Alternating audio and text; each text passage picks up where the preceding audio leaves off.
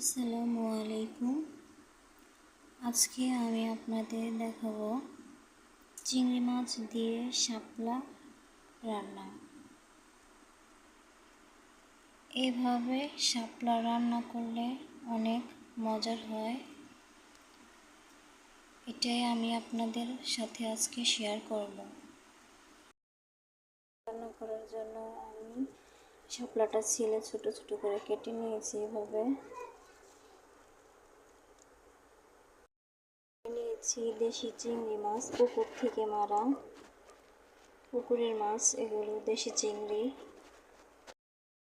মাছগুলো দিয়ে আমি আপনাদের আজকে শাপলা রান্না করে দেখাবো। কড়াইটা বসিয়ে গরম করে নিয়ে নিয়েছি, দিয়ে দিচ্ছি তেল।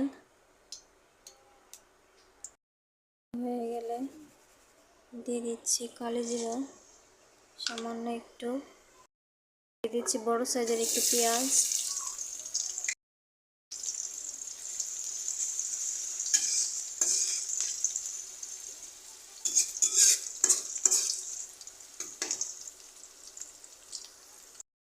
পেঁয়াজটা হালকা ভেজে নেব। ভাজা হয়ে গেছে, এবার দিয়ে দিচ্ছি পেঁয়াজ আর রসুন বাটা, দিয়ে একটু ভেজে নেব। দিয়ে দিচ্ছি কাঁচামরিচ, দিয়ে দিচ্ছি স্বাদ মতো লবণ, 1 চা-চামচ মরিচের গুঁড়ো, 1 চা-চামচ হলুদ, 1 চামচ ধনিয়া গুঁড়ো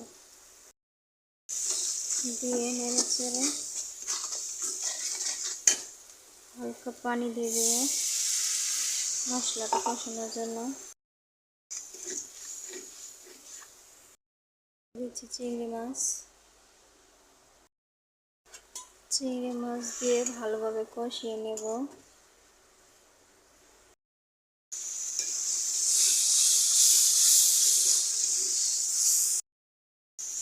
কষানো হয়ে গেছে, এই পর্যায়ে দিয়ে দিব শাপলা।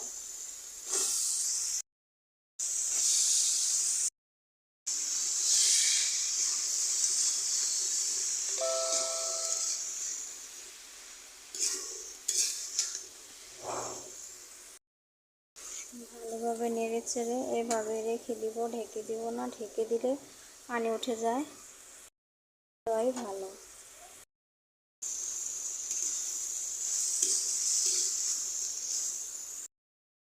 শাপলাটা এভাবে আস্তে আস্তে ভেজে নেব।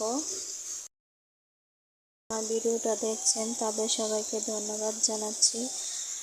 আর আমার চ্যানেলটা নতুন, প্লিজ একটা সাবস্ক্রাইব করে দিবেন, লাইক একটি কমেন্ট করে দেবেন। আমার রান্নাটা প্রায় হয়ে এসেছে, এ পর্যায়ে দিয়ে দিচ্ছি হালকা জিরা গুঁড়ো, দিয়ে একটু নেড়ে চেড়ে নেব।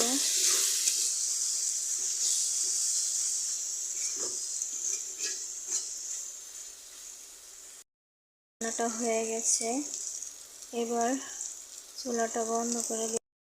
দেখুন আমার রান্নাটা হয়ে গেছে, দেখুন বাটিতে ঢেলে নিয়েছি। এই মাছটা পুকুরের মাছ, টাটকা, এর জন্য ভাজিটা অন্যরকম একটা স্বাদ এসেছে। আপনারাও ট্রাই করে দেখবেন, এভাবে ভাজিটা করলে অনেক মজার হয়, তো অনেক ভালো লাগে, একবার খেলে বুঝতে পারবেন।